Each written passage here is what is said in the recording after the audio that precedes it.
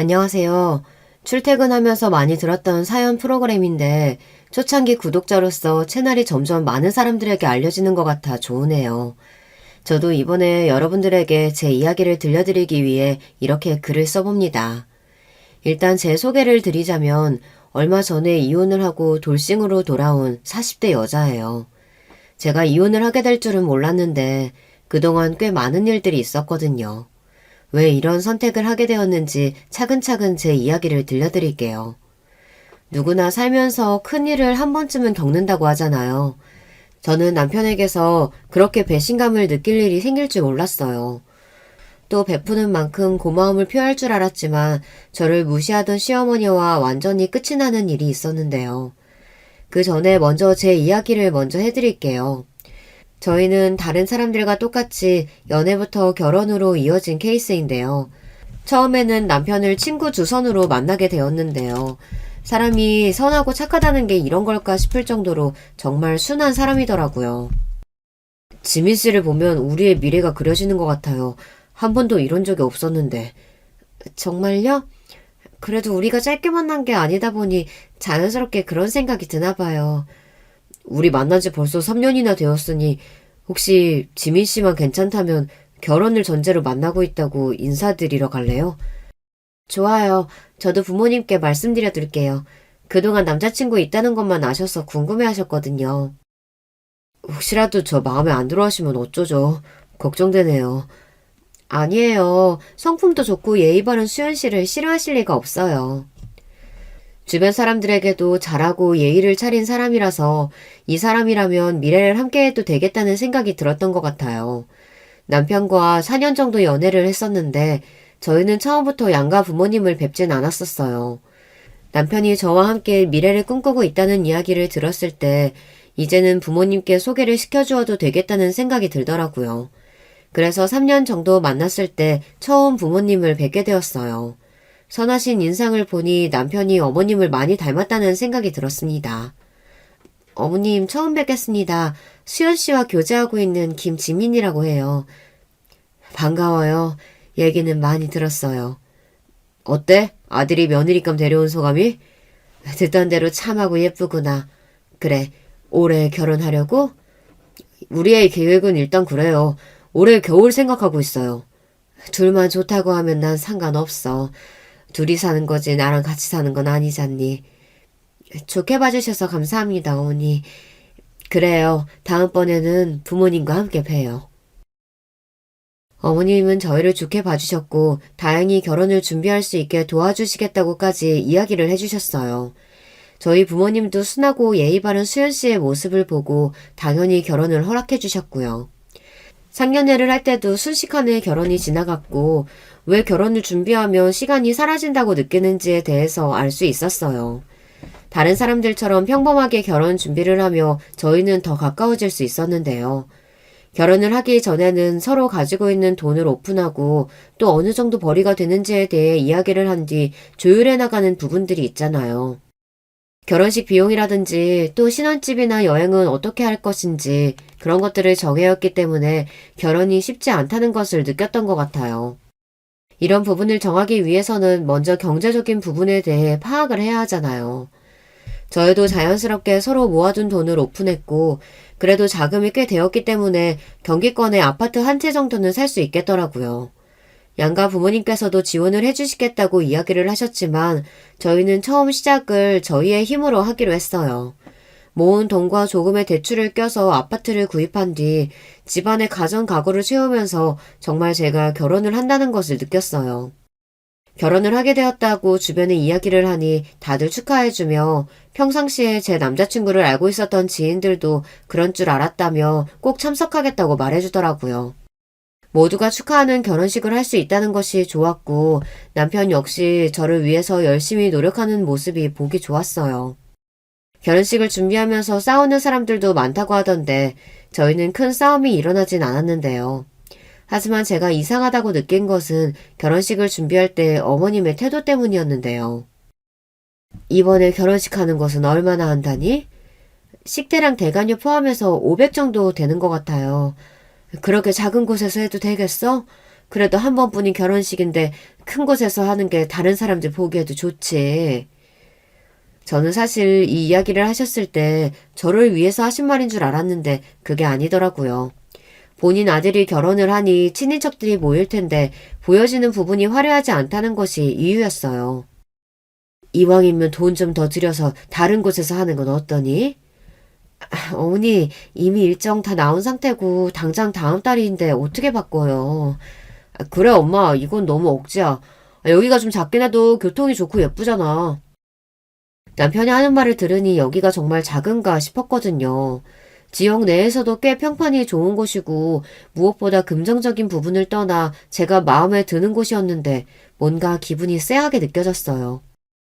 그때는 잘 넘겨서 결혼 생활도 평탄할 줄 알았어요. 그만큼 서로 잘 맞았고 힘든 거 하나도 없었거든요. 하지만 제가 생각했던 것과는 달리 결혼 생활은 그렇게 쉬운 편이 아니더라고요. 신경을 써야 할 것도 많고 특히 시어머니가 혼자 계시다 보니 저도 모르게 챙겨드리게 되고요. 남편은 제가 어머니를 챙기는 것에 대해 고맙다며 앞으로도 잘 부탁한다고 이야기를 했어요. 저희는 서로 부모님께 너무 잘해드리기보단 딱 할 만큼만 하자는 생각으로 결혼 생활을 시작한 것이기 때문에 그 선을 넘지 말자는 이야기를 하고 그 부분은 잘 해왔던 부분이었어요. 서로 지킬 수 있는 부분들은 지키자는 마음으로 생활하다 보니 결혼식 이후에는 크게 트러블이 발생하진 않았는데요. 하지만 어느 순간부터 어머님의 불만 가득한 소리로 인해 고민이 생겼던 것 같아요. 그때는 저희가 벌이가 그렇게 좋은 편은 아니었기 때문에 양가 부모님에게 따로 용돈을 드리기보단 기념일과 생신에만 맞춰서 챙겨드리고 있었는데 부족하다고 이야기를 하시더라고요. 솔직히 나는 서운하구나. 내가 혼자 생활하다 보니 경제적으로 활동할 사람도 없는데 조금이라도 더 챙겨줘야 하는 거 아니니? 엄마, 우리도 벌이가 그렇게 많지 않아요. 매달 챙겨드리는 건 어려워요. 아니면 제가 조금이라도 용돈 하실 수 있게 챙겨보도록 할게요. 어머니 많이는 못 드리지만 그래도 매달 생활비로 드릴 수 있으면 보내드릴게요. 내가 꼭 이렇게 말해야 너희가 챙겨주는 거니? 알아서 챙겨주면 될걸. 사람 민망하게 하는구나. 결혼 초반에는 저희만 잘 살면 된다고 말씀하시던 어머님이 용돈에 대한 부족함을 지적하시고 나서 당황스럽긴 했지만 혼자 사시다 보니 부족하다고 느끼실 수 있을 것 같더라고요. 남편이랑 상의한 끝에 적은 돈이지만 10만 원씩이라도 보태드리기로 했어요. 그리고 첫 달에 10만 원을 보내드렸는데 바로 전화가 오더라고요. 네, 어머님 어쩐 일이세요? 내가 그때 알아듣게 이야기했는데도 10만 원밖에 안 보냈더구나. 이 돈 가지고 어디 가서 뭘 하란 소리니? 요즘 물가가 얼마나 높은데. 어머님 죄송해요. 하지만 저희도 고정 지출이 있고 매달 10만 원 이상 드리는 건 어려울 것 같아요. 혼자 사는 시어머니가 불쌍하지도 않니? 나도 남들처럼 며느리가 챙겨주는 밥 먹고 편하게 노후 즐기고 싶은데 그 정도도 못 해줘? 어머니의 말씀을 들으니 기분이 상할 수밖에 없었어요. 처음 만나 뵈었을 때는 예의도 있으시고 저에 대한 배려가 느껴졌는데 결혼을 한 뒤에는 그런 게 없더라고요. 문제는 처음에 제 편을 들었던 남편이 갈수록 어머님 편으로 기우면서 저한테 한 달에 30만 원씩 어머니께 드리자고 이야기하는 걸 듣고 나서는 당황스러울 수밖에 없었어요. 지금이야 제가 돈을 잘 벌고 있긴 하지만 그때 당시에는 직급도 낮고 경력도 쌓아갈 때라 사실 부담이 될 수밖에 없던 부분이었거든요. 남편에게는 안 된다고 이야기를 하기도 했고 드릴 거면 양가 부모님께 용돈은 동일하게 드려야 맞다고 생각을 하고 있었기 때문에 용돈을 드릴 거면 어머님뿐만 아니라 저희 집에도 드려야 된다고 말했어요. 그럼 부담이 되어서 어떻게 사냐고 말하더라고요. 저희 어머니 아버지는 아직 일을 하고 계시긴 하지만 시어머니께서 나이가 많이 드신 것도 아니고 심지어 제가 알기로는 자산도 있으신 편인데 저희에게 용돈을 받으시려는 이유가 뭔지 잘 모르겠더라고요. 경제적인 활동을 안 하고 계신다는 점이 가장 크긴 하지만 모아두신 자산도 있으시고 또 자식이 남편만 있는 게 아니기 때문에 용돈을 받을 거라고 생각했는데 계속 부족하다고만 말씀하시니까 답답했어요. 문제는 그뿐만이 아니었는데요. 다른 집 며느리는 해외여행도 자주 보내준다던데. 아휴, 나는 며느리 덕 언제 볼지 모르겠다. 어머니, 제가 다음번에 여유 생기면 보내드릴게요. 그때 한번 같이 여행 가요. 그때가 언제니? 내가 죽으면 보내주려고? 엄마는 왜 또 말을 그렇게 해? 신경 써서 이야기해주는데. 그렇게 말하면 얼마나 며느리가 뻘쭘하겠어. 어머니, 죄송해요. 제가 다음번에는 꼭 여행 보내드릴게요. 그 당시에는 잘 보여야 한다는 생각 때문인지 제가 죄송하다고 이야기를 드렸는데요. 제가 왜 저런 소리를 들어야 하는지 이해가 안 가서 집에 가자마자 남편에게 따지기 시작했어요. 아무리 그래도 어머님 너무하신 거 아니야? 생활비도 부족한 살림살이 쪼개서 보내드리는 건데 심지어 우리 부모님은 드리지도 못하고 있잖아. 근데 이번에 여행 얘기까지 내가 얼마나 더 참아야 돼? 그럼 어머니 앞에서 얘기하지 왜 앞에서는 사과하고 뒤에서 이런 얘기 나한테 하는 건데. 어머니가 저런 얘기하면 너는 저 잘 돼서 보태줘야 할 생각을 해야 되는 거 아니야? 그렇게 따지고 보면 우리 부모님한테도 매달 10만 원씩 용돈 드리는 게 맞지. 어머님만 힘드신 거 아니거든? 그리고 가장 중요한 게 중간 역할을 당신이 잘해줘야 하는 거야. 아니 그래서 내가 입을 꾹 다물고 있었던 게 아니라 너 민망할까봐 엄마한테 이야기해준 거잖아. 결국은 저희의 싸움으로 이어졌고 남편은 본인이 더 노력하겠다고 했지만 시어머니 투덜거림은 더욱 심해졌어요. 솔직히 말해서 아예 못해드리고 있으면 할 말이 없지만 챙겨드리는데도 계속해서 저만 탓하시니 그것도 저에게는 부담이 되더라고요. 남편 얘기는 쏙 빼놓고 저만 돈을 잘 못 벌어서 본인이 잘 받을 수 있는 게 없다는 듯 말씀하시는 게 정말 싫었는데요. 그 전에는 제가 조금이라도 챙겨드리려고 연락을 자주 드렸던 편이라면 연락을 드릴 때마다 그런 아쉬운 소리를 하시니 듣기 싫어서 연락하는 횟수도 줄이게 되더라고요. 그러던 중 저희도 준비하고 있었던 것들이 잘 되어서 저는 개인적으로 사업을 시작하게 되었고 남편도 이전보다는 자리를 잡으며 여유가 생겼어요. 여유가 생기다 보니 챙겨드릴 수 있는 건 거의 다 해드릴 수 있을 것 같았어요. 어느 정도 안정기가 되면 어머님의 용돈을 올려드려도 될 것 같더라고요. 아무리 미워도 양가 부모님께 저희가 잘 될 만큼 돌려드리는 건 맞다고 생각했기 때문에 남편이랑 이런 부분에 대해 이야기를 많이 나누었거든요. 이번 달에는 어느 정도 여유가 생길 것 같으니까 어머니 전에 가보고 싶다고 하셨던 태국 여행 보내드릴까? 그러자. 나도 다음 달에는 괜찮아서. 친정 부모님은 어디 가고 싶으신 곳 없으시대? 두 분은 워낙 여행 좋아하셔서 안 가본 곳이 없으실 거야. 그래서 그냥 따로 용돈 챙겨드리려고. 그렇게 하자. 이번에 여행 보내드리면 엄마도 여보한테 아쉬운 소리 안 할 거야. 그동안 내가 중간에서 잘했어야 했는데 괜히 미안하네. 됐어. 전보다도 연락도 잘 안 하시고 잔소리도 많이 안 하시는데 뭘. 여유가 생기고 난 뒤 여행을 보내드리겠다고 이야기하니 좋아하실 줄 알았던 시어머니의 반응이 제 생각과는 조금 달랐어요. 어머니, 이번에 여행 가고 싶으신 곳 있으세요? 네가 웬일로 그런 걸 물어보니? 나이 들더니 너도 철이 들긴 드나 보다. 여행 갈 곳은 많지. 가보고 싶으신 곳 있으시면 이번에 3박 4일로 다녀오세요. 나 혼자 말이냐? 이 늙은이가 혼자 가서 뭐 하겠어? 다른 집 며느리들은 같이 가준다는데 너는 여행만 보내주고 끝내려는 거야?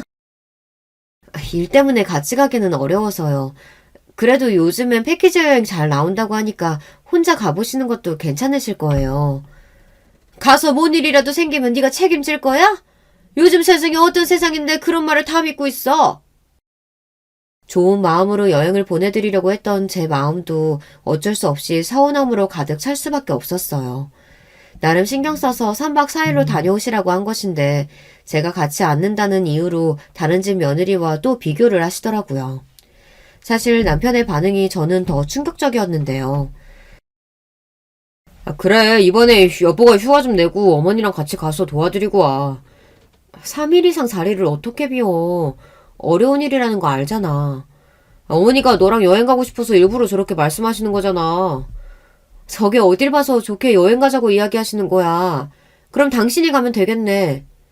내가 어떻게 가냐? 잡혀있는 일정 빼기는 어려운데. 그럼 나는 일정 빼기가 쉬워? 당신보다 내가 더 바빠 지금. 나보다 돈 좀 잘 번다고 유세 떠는 거야? 바쁜 건 나도 마찬가지야. 항상 어머님께 무엇을 해드리면 남편과 싸움으로 이어지다 보니 저도 지칠 수밖에 없었어요. 이번 여행도 좋은 마음으로 준비해드리고 싶었는데 어쩜 저렇게 말을 얄밉게 하는지 해드리기가 싫더라고요. 말이 아다르고 어다르다고 어떻게 말하느냐에 따라서도 상대방 기분이 달라질 수 있잖아요. 어머니는 항상 제 기분은 둘째치고 본인이 하고 싶은 말만 하시는 것 같아 힘들었어요. 남편도 처음에는 제 편을 들어주더니 갈수록 어머님이 더 안쓰러워진다며 저한테 잘해줬으면 한다고 이야기를 하는데 어이가 없더라고요.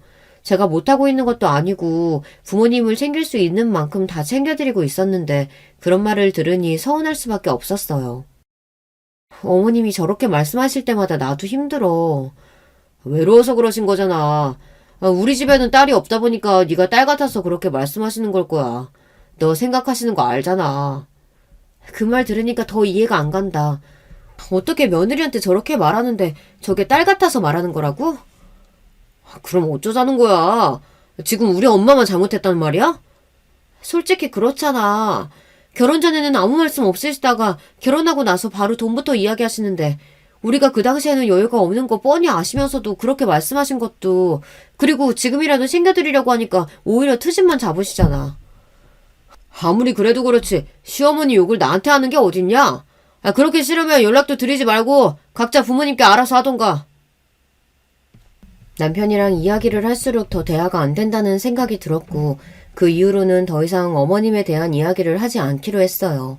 서로 기분만 상하고 더 이상 끝이 나지 않는 대화를 할 필요를 느끼지 못했거든요. 그냥 제 할 도리만 하면서 열심히 일하는 게 나을 것 같았어요. 남편에게도 더 이상 이야기하지 않고 저도 제 일에 집중하면서 어머님께는 기본적인 연락만 드리면서 생활했어요. 답답한 마음에 친구와 만나서 이런 일이 있었다고 이야기도 나누어 봤는데요. 너 요즘 사업도 잘 된다면서? 오, 정말 잘 됐다. 지금 그게 문제가 아니야. 어려우면 어려운 대로 잘 되면 잘 되는 대로 어렵네. 그게 무슨 소리야? 좀 더 자세히 얘기해봐. 우리 어머님은 돈을 적게 드리면 부족하다고 난리시고 또 이번에 여행이라도 가시라고 챙겨드리니까 오히려 같이 안 가준다고 트집을 잡으시더라고. 엥? 여행 보내드린다는데도 그러신다고? 왜? 그냥 내가 마음에 들지 않으신 것 같아. 결혼하기 전에는 안 그러셨는데 결혼하고 나니까 심하더라고. 사실 시어머니와의 갈등은 어디서든 생길 수 있잖아. 나는 그냥 아예 안 드릴 것 같은데 남편 통해서만 연락할 것 같고. 나도 그러고 싶은데 혼자 계시기도 하고 요즘 남편은 어머니를 더 챙기고 있어서 그게 어렵네.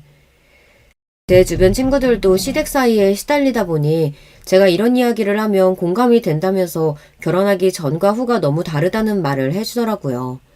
저도 결혼 전에는 살갑게 챙겨주시던 어머님이 정말 좋으신 분이라고 느끼고 있었는데 결혼을 하자마자 남들과 비교를 하면서 저에게 서운하다고 말씀을 하실 줄은 몰랐거든요. 게다가 제가 자리를 잡으면서 남편보다 벌이가 더 좋아지게 되었는데 그것마저 저한테 남편 기를 죽이는 일이라면서 말씀하시는 것을 듣고 그냥 저를 싫어하시는 것 같았어요. 시댁과 사이좋은 사람은 별로 없긴 하지만 저에게 이렇게 하실 줄은 몰랐기에 정말 당황스러움도 있었는데요. 예, 요즘에는 왜 이렇게 연락이 없니? 일이 좀 바빴어요. 어쩐 일이세요? 다른 건 아니고 매달 주는 용돈이나 여행도 좋지만 자주 연락 좀 해라. 꼭 내가 전화를 하게 만들어. 아, 네 어머니 죄송해요. 자주 연락드릴게요. 내가 이런 것까지 하나하나 다 가르쳐야 하니? 이만 끊으마. 이전과 너무 이미지가 달라지다 보니 남편에게도 제가 뭔가 잘못한 게 있나 물어볼 정도였다니까요. 남편이 중간 역할을 잘해주기만 해도 괜찮을 텐데 점점 갈수록 어머님 편만 들고 나중에는 어머님한테 해드리는 게 너무 당연하다는 듯이 이야기하니 그게 더 꼴보기 싫었던 것 같아요. 문제는 챙겨드리는 것을 본인의 돈이 아니라 제 돈으로 생색을 낸다는 게 가장 큰 문제였어요. 이번에 엄마 뉴욕 여행 좀 시켜드리려고 하는데 괜찮지? 돈이 어디 있어서 뉴욕을 보내드려. 혼자 가시기 괜찮으시대? 우리 모아둔 돈도 있고 엄마 이번에 우울하시다고 하니까 한 번씩 외국에 나가시는 것도 괜찮잖아. 그럼 양가 부모님들 여행 보내드릴 곳 찾아보고 우리 부모님도 보내드리자.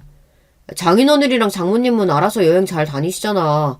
엄마는 우리가 챙겨줘야 겨우 나가시는데 이번에는 엄마만 보내드리자. 그게 무슨 소리야. 보내드릴 거면 같이 보내드려야지. 아니면 여행 비용 동일하게 엄마 아빠한테도 보내드리던가. 아니 여보는 왜 예전부터 장인어른이랑 장모님이 우리 엄마랑 같다고 생각하는 거야? 두 분은 돈 버시잖아. 돈을 버는 게 무슨 상관이야. 우리가 부모님한테 해드리는 건데 그렇게 따지면 어머님한테만 해드리자는 거야? 남편은 어머님에게만 조금 더 금전적인 지원이 갔으면 한다는 것처럼 이야기를 하다 보니 기분이 상할 수밖에 없었어요. 금액을 떠나서 양가 부모님을 챙겨주는 것이 아니라 본인의 엄마만 챙기는 모습을 보니 저도 모르게 정이 떨어졌던 것 같아요.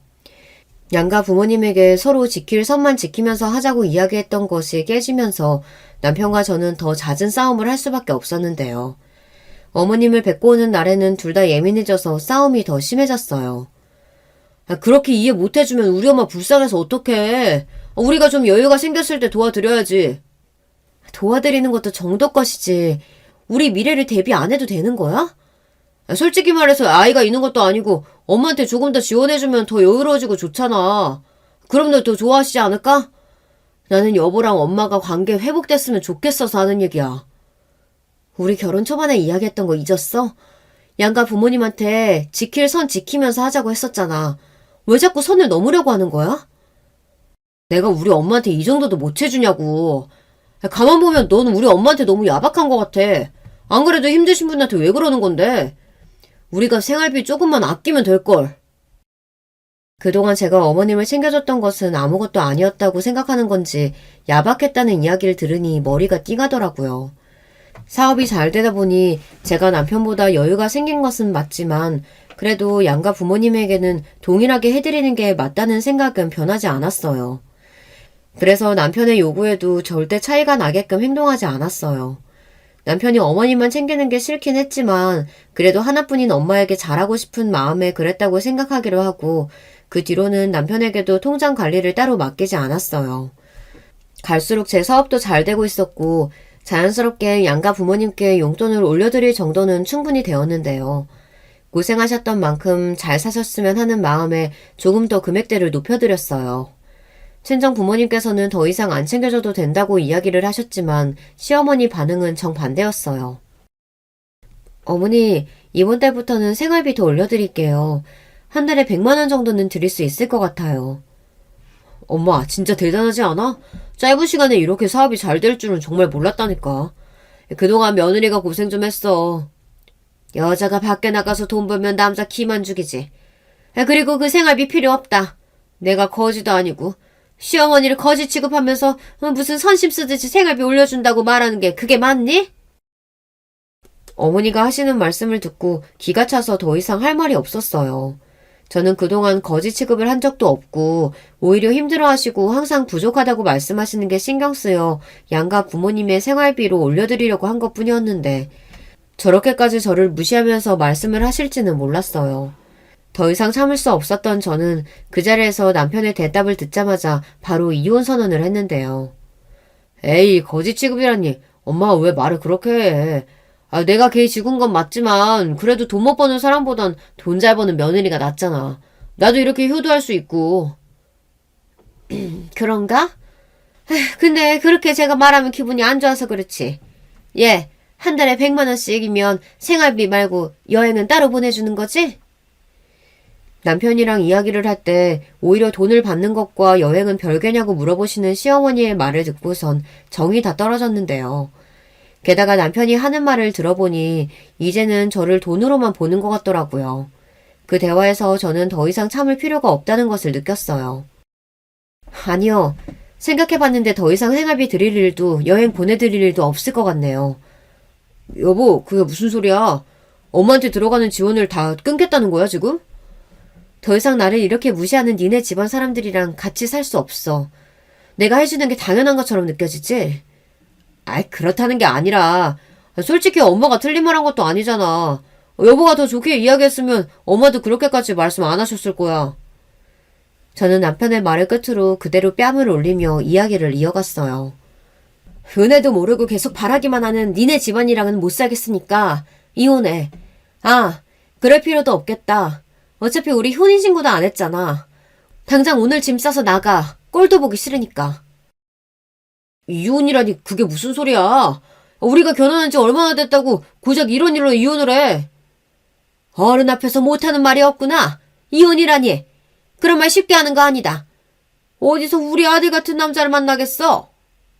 충분히 만날 수 있고요. 능력도 되는데 더 좋은 남자 만날 수 있겠죠. 적어도 제 자존감 깎아먹는 집안에서 계속 사는 것보단 나을 것 같네요. 너 말 다 했어? 진짜 이혼하겠다고? 당장 내가 어딜 나가? 그 집이 내 집인데. 미안한데 이번에 이사 올 때 내가 대출 다 갚으면서 내 명의로 한다고 했지. 그래도 예정이 있으니까 네가 결혼할 때 해온 금액은 절반 돌려줄게. 저는 그대로 시어머니 집에서 나와 집으로 향했고 바로 비밀번호부터 바꿔두었어요. 더 이상 제가 피해보는 일은 없어야 했기 때문에 그때 마음을 먹고 이혼 준비를 하게 되었는데요. 사실 이혼을 결심한 이유는 시어머니의 영향도 있지만 남편의 대처라든지 평상시에 했던 행동들을 살펴보았을 때 저에 대한 배려가 아무것도 없었기 때문에 갈라서는 게 맞다고 생각했어요. 그동안 저의 결혼 생활에 있어서 많은 생각을 하게 되었던 것 같아요. 그 뒤로 남편과 시어머니 번갈아가며 저에게 전화를 거는데 마지막이라는 생각으로 어머님 전화를 받아봤어요. 싸가지 없게 그렇게 나가면 어떡하니? 니네 집 앞이니까 문 좀 열어봐라. 들어오세요. 네가 날 거짓 취급만 안 했어도 이런 일 없잖니. 그리고 누가 어른 앞에서 그런 말을 해? 내가 얼마나 만만하면 그렇게 하겠어. 정신교육도 제대로 못 받고 시집 와서는 아휴. 나도 네 아들 필요 없으니까 데려가. 뭐? 정신교육? 정신교육 필요한 건 네 새끼지. 데려가서 제대로 교육시켜. 알겠어? 어머, 얘 좀 봐.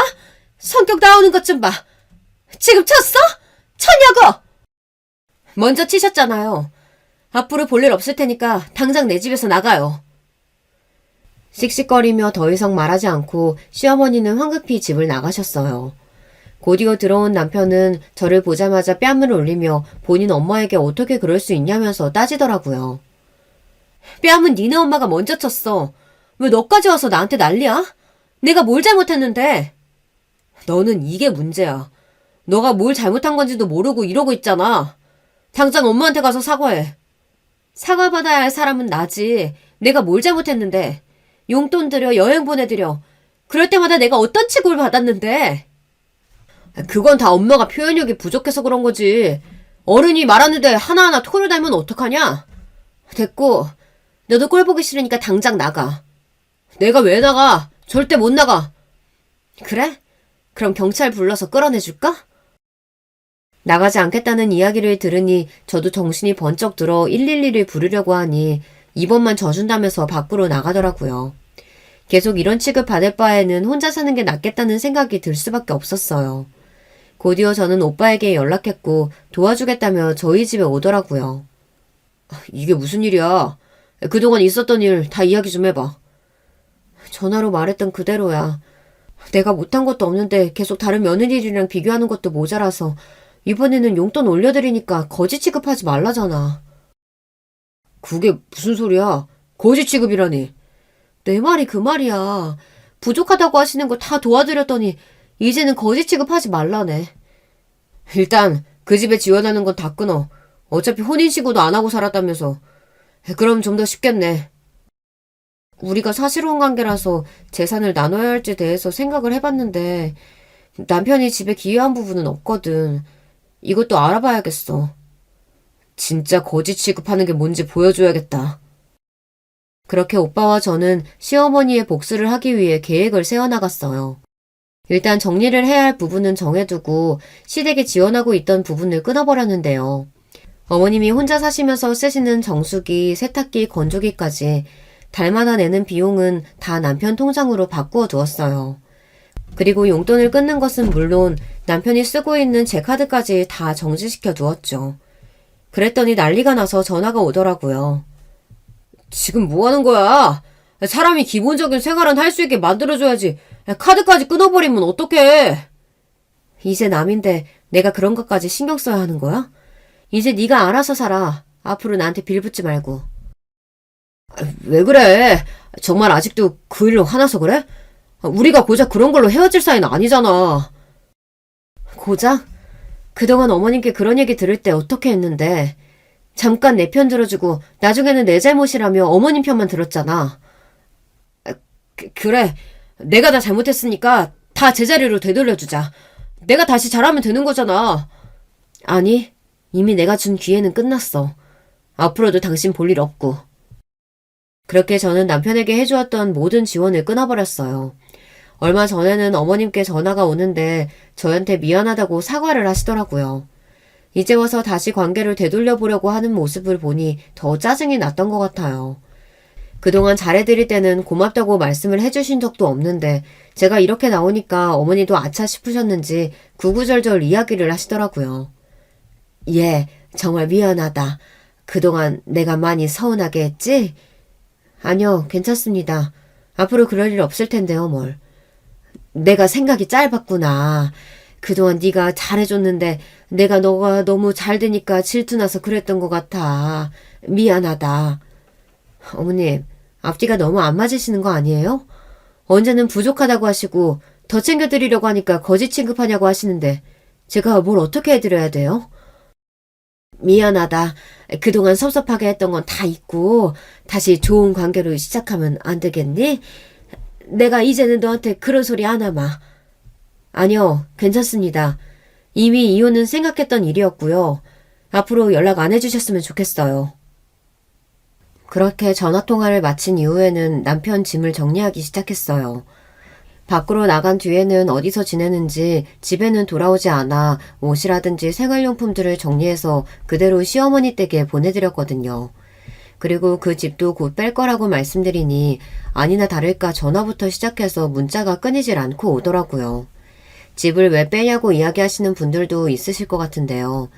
결혼 생활 중에 사업이 잘 되어서 어머님 집을 옮겨드렸거든요. 혼자 지내시기에 빌라보다는 아파트에서 거주하시면 좋을 것 같아서 남편이랑 상의 후에 해드린 부분이었어요. 저희 부모님께서는 이미 아파트에 거주하고 계셨기 때문에 마음 먹고 옮겨드린 거거든요. 제 명의로 되어 있던 집이라 더 이상 그 집 사람들의 편의를 봐줄 필요는 없었어요. 바로 부동산에 내놓고 남편에게도 집을 내놨으니 어머님 집을 구해야 할 것 같다고 말해줬거든요. 그랬더니 저한테 독한 년이라며 어떻게 그런 결정을 할 수가 있냐며 본인이 알던 사람 맞냐고 하더군요. 여러분들이 보시기에는 제가 너무하다고 생각하시나요? 3년 동안 어머니의 험담을 받았던 상처들은 아무것도 아닌 것처럼 말하는데 저는 남편이 더 못되었다고 생각해요. 제가 그동안 받았던 상처만큼 남편도 힘들었으면 하는 마음도 있었는데요. 그래서 할 수 있는 건 다 했던 것 같아요. 부동산에 집을 내놓으니 연락이 오기 시작했고 사람들이 집을 보러 가니 어머니께서도 당황하셨는지 전화를 하시더라고요. 이게 무슨 일이니? 사람들이 왜 우리 집을 보러 와? 집 내놨다고 남편한테 말해두었는데 전달이 안 되셨나 봐요. 멀쩡한 집을 왜 빼? 나는 어디로 가라고? 그거야 제가 알아야 할 건 아니죠. 보증금도 그때 다 돌려드려서 제 돈으로 계약한 건 아시죠? 돌려드릴 돈은 없으니까 그렇게 아세요. 그럼 당장 돈이 어디 있어서 집을 구하니 내가? 너무한 거 아니니? 어머니 돈 있으시다면서요. 용돈 100만 원 드린다고 했을 때 거지 취급하냐고 하셨을 정도면 그 정도는 있으신 거 아니에요? 저의 말에 어머님은 화를 참지 못하고 집에서 못 나간다며 저에게 집을 구할 돈을 주고 말하라고 하더군요. 처음에는 저도 이건 좀 심한 건가 싶었는데 그 생각마저도 얼마 전에 사라지고 말았어요. 그건 바로 남편에게서 온 연락 때문이었는데요. 저에게 집을 뺄 테니 위자료를 포함한 1억을 달라고 하더라고요. 그 계산은 도대체 어디서 나온 건지 이해할 수 없어 못 준다고 하니 저 때문에 일도 그만두고 이젠 생활을 유지할 수 없으니 저에게 물어내라는 뜻이었어요. 사업이 잘 되기 시작하면서 남편은 그동안 직장 생활이 힘들었다면서 저한테 이야기를 했던 적이 있었거든요. 근데 정말 회사를 관두었을 줄은 몰랐는데 알고 보니 제 통장에서 그동안 생활비를 쓰고 있었던 것이었어요. 게다가 어머니 계좌에도 꽤 돈이 나가고 있더라고요. 통장 내역을 보고도 할 말이 사라질 수밖에 없었는데요. 남편이 그동안 돈을 마음대로 써놓고 저렇게 당당하게 위자료를 요청할 줄은 몰랐거든요. 이대로 당하고만 있을 수는 없다는 생각에 변호사를 찾아가서 말을 해보니 오히려 제가 받을 수 있는 부분이 많아 소송까지 가게 되었어요. 저희가 사실혼으로 인정이 되다 보니 법적으로 준비할 것들이 있더라고요. 아마 몰랐다면 제가 위자료를 그대로 줘야 했을 수도 있지만 이번에 법적으로 상담을 받으면서 다행히 그건 면할 수 있었어요. 어머니께서는 계속 사람들이 찾아온다며 이야기를 했고 저는 계약을 마친 이후에 그 집에 사람이 들어가니까 집을 비워달라고 연락을 남겨두니까 저희 집 앞으로 찾아왔더라고요. 정말 이렇게까지 해야겠니? 내가 뭘 그렇게 잘못했니? 그동안에 있었던 일도 다 사과했잖아. 사과 한마디로 제가 받았던 상처들이 다 사라질 줄 아세요? 보통 시어머니들은 다 그래. 트집도 잡고 그러면서 가까워지는 거지. 사람이 너무 오냐오냐 해주면 버릇 나빠진다.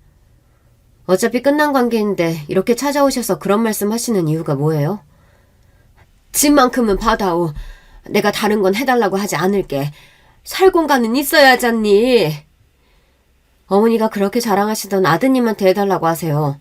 보증금도 다시 받으신 게 있으실 텐데 왜 그걸 냅두고 집을 못 구한다고 하시는지 모르겠네요. 그게 사실 너 몰래 수연이랑 같이 돈을 불릴 수 있는 방법이 있다길래 해봤는데 요즘 사기 수법이더라고. 그래서 집을 당장 구할 수가 없어. 어머님의 말을 듣고서는 어처구니가 없었어요. 그동안 자산이 있다는 등 거짓 취급하지 말라고 하셨던 이유는 정말 사기로 돈을 날리셨기 때문에 그 말에 더 발끈하신 거더라고요. 그냥 달마다 용돈 드리면 그걸로 생활하셨으면 했는데 자격지심으로 그 기회를 날리신 거였죠. 게다가 남편까지 가세해서 사기를 당했다고 하니 통장 잔고부터 확인을 해봤는데요. 다행히 제 통장까진 건드리지 않은 것 같더라고요. 안심은 했지만 한편으로 저런 이야기를 들으니 살짝 흔들리는 건 어쩔 수 없었어요. 저렇게까지 오셔서 사기를 당했다고 하시는데 제가 너무했나 싶더라고요. 근데 그렇다고 해서 남편을 다시 받아줄 생각도 없었고 어머니를 도와드리게 되면 그동안 제가 해왔던 것들이 모두 물거품이 될 수 있다는 생각이 들어 과감하게 돌아섰어요. 저에게 모질게 말했던 것들, 그리고 이제서야 저를 붙잡으며 미안하다고 사과하시는 모습을 보니까 짠하긴 했어요. 어머니 거기 가셨다면서? 그럼 얘기 들었겠네. 응, 사기당했다는 얘기 들었어. 하지만 그걸 내가 신경 쓸 부분은 아니잖아. 사람이 그렇게 매정할 수가 있어? 그동안 만나온 기간도 있고 부부로서 함께한 시간이 있는데 한 번만 봐주면 안 될까? 도와주려고 하는 사람을 거지 취급한다면서 뭐라 할 땐 언제고 이제 와서 도와달라고 해? 진짜 이대로 집까지 빼버리면 길거리에 나 앉아야 돼. 제발 보증금 정도만 도와줘. 저를 찾아오셨던 어머님이 남편에게도 이야기했는지 저에게 한 번만 도와달라며 사정을 하는 모습을 보니 전세 역전이라는 게 바로 이런 느낌일까 싶어요. 절 그렇게 무시하던 사람 둘이 쩔쩔매고 있는 모습을 보니 뿌린 대로 거둔다라는 느낌이 들었는데요. 그동안 제가 해드린 부분에 대해서 당연하게 여기고 막대하셨던 분이 매일매일 문제로 미안하다고 사과를 하시는 게 진정성이 느껴질 수 있을까요? 마음이 약해질 수 있지만 제가 당했던 수치와 무시를 기억하면서 그 감정도 떨쳐낼 수 있었어요. 안녕하세요. 혹시 현대아파트 1005호 짐 다 빠졌나요? 사장님, 짐은 다행히 다 빠져 있고요. 이사 진행하겠습니다. 네, 잘 부탁드립니다. 어머니는 세입자가 들어올 때쯤 다행히 짐을 빼셨고 어디로 가셨는진 모르겠지만 제가 생각하기에는 원룸으로 들어가셨을 것 같아요. 남편이 그 정도 보증금은 가지고 있었을 테니까요. 호의가 계속되면 권리인 줄 안다는 말 있잖아요. 그 말이 어떤 뜻인지 느끼게 되었던 계기가 되기도 했어요. 약속한 기간에 짐 다 뺐으니까 너도 우리 좀 도와줘. 예전부터 말했지만 내가 왜 도와줘야 하는지 모르겠어. 나도 계속 말했지만 우리가 하루 이틀 산 것도 아닌데 연애 기간까지 포함하면 가족이나 다름없던 거 아니야? 넌 가족이라면서 와이프 무시당하고 있을 때 아무 말도 안 해주고 나중에는 어머니 편만 들어서 그런 말을 해? 너랑은 말이 안 통하니까 됐고 그럼 내가 따로 너한테 청구할 테니까 그렇게 알아. 어머님 집이 빠지고 난 직후 남편이 약속대로 해줬으니 돈을 달라는 요구도 했어요. 근데 제가 그럴 필요도 없고 어차피 안 볼 사람들인데 그렇게까지 신경을 써서 뭐하냐는 생각이 들더라고요. 그리고 이건 얼마 전에 남편이 이야기해준 것들인데 본인이 돈을 날리고 나서 그걸 메꾸기 위해 어머님 돈까지 썼다는 걸 알게 되었어요.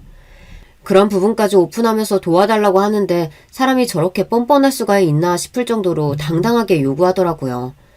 이혼 이후에는 일절 연락을 안 하고 있긴 하지만 마음이 좋지 않네요.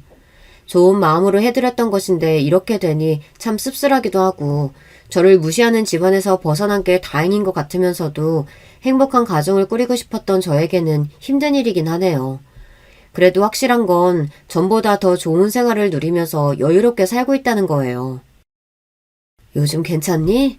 이혼하면서 힘든 점 있으면 언제든지 말하렴. 그 자식은 아직도 도와달라고 찾아와? 아냐, 어차피 서류 정리도 다 됐고 이제 집도 이사할 생각이라서 크게 걱정 안 해도 될 것 같아. 엄마, 차라리 저는 지금이 훨씬 더 편해요. 난 도와준다고 했는데 거지 취급한다는 사람은 처음 보네. 자격지심이 너무 심한 거 아니야? 내가 잘 되는 게 본인 아들 기죽이는 거라고 생각하시더라고. 어쨌든 다 끝난 일이니까 오히려 후련해. 부모님께서도 처음에는 제가 이혼한다고 했을 때 좀 더 생각을 해보라고 하셨지만 그동안 있었던 일에 대해 말씀드리니 이번에는 마음이 달라지셨는지 저를 지지해 주시겠다고 하셨거든요. 든든한 부모님과 오빠가 있으니 홀로서기도 가능했던 것 같아요. 사실 용돈 드리고 여행 보내드린다고 하면 안 좋아하실 시부모님이 어디 있을까요? 그동안 해드렸던 부분에 대해 생각해보면 이해할 수가 없더라고요. 저 같으면 며느리가 저를 위해 그렇게 해주었을 때 자격지심보다는 미안함과 고마움이 생길 것 같은데 저희 어머님은 왜 그러셨는지 아직도 잘 모르겠어요. 지금이야 웃으면서 이야기를 할 수 있지만 지속적인 가스라이팅은 혼자서 그 상황을 벗어나기 힘들게 만들거든요. 저는 다행히 스스로 알고 이혼까지 할 수 있었지만 저런 말들이 생각보다 사람을 피폐하게 만들고 또 본인을 갉아먹게 만들기 때문에 빨리 벗어나는 것이 답인 것 같아요. 얼마 전에는 친구를 통해서 전 남편 소식을 들었는데 여기저기 일자리를 찾아다니면서 돈도 빌리고 다닌다는 이야기를 들었는데요. 그래도 한때는 같이 살았던 사람인데 한순간에 저렇게 된다는 것이 안타까운 마음도 있어요. 조금만 더 제 입장에서 생각해 주었다면 달라질 수 있었을 것 같은데 스스로 복을 차버린 꼴이니 아마 그 사람도 뼈저리게 후회하고 있을 거예요. 여러분들은 잘 되면 도와주고 싶으신 분들이 있으신가요? 저도 성공하고 나니 주변을 돌아보게 되는데요. 은혜도 모르는 사람을 도와주는 것보다는 진짜 도움이 필요한 사람을 위해서 돈을 쓰는 게 나을 것 같아 최근에는 봉사도 다니고 기부도 하면서 나름대로 잘 살아가고 있어요. 전 남편이랑 끝이 나고 봉사를 하던 장소에서 새로운 사람을 만나 새 출발도 하게 되었고요. 이혼을 하면 끝인 줄 알았는데 오히려 절 더 아껴주고 배려해주는 사람을 만나 행복하게 지내고 있어요. 예비 시부모님도 두 분 다 저를 너무 예뻐해 주시고요. 앞으로 저는 행복할 일만 남은 것 같아요. 혹시라도 저와 같은 일이 있으셨다면 본인의 기분을 전하시는 게 좋아요. 저는 아직도 후회가 되는 부분 중 하나가 시어머니 앞에서 기분 나쁘다고 말한 적이 없다는 거예요. 이미 감정적으로 위축이 된 상태에서 그렇게 말한다는 게 저에게는 어려운 일이었거든요. 그래도 지금은 할 말도 하고 제 사업을 운영하면서도 가장 기본이 되는 것이 사람에 대한 예의거든요. 말도 어떻게 하느냐에 따라서 상황이 달라지는 만큼 개인적으로 가장 중요하다고 생각되는 부분이에요. 이번 기회에 시어머니와 남편의 코를 밟아주고 새로운 사람과 새 출발을 하며 이전에 상처를 받았던 시간들을 보상받는다는 느낌이 드는데요. 예비 신랑도 저에게 잘해주고 이번에는 바로 혼인신고를 해도 괜찮을 것 같아요. 앞으로 행복한 가정을 꾸릴 수 있도록 저에게 응원 부탁드릴게요. 안녕하세요. 남편 있고 자식들 있는 나이든 여자고요. 오늘은 제가 단지 애청자가 아닌 신청자로서도 활약을 해보고 싶은 욕심이 들어서 제 얘기를 써보게 됐습니다. 분류를 딱 한 가지로 정해보자면 시댁 이야기가 되겠는데요.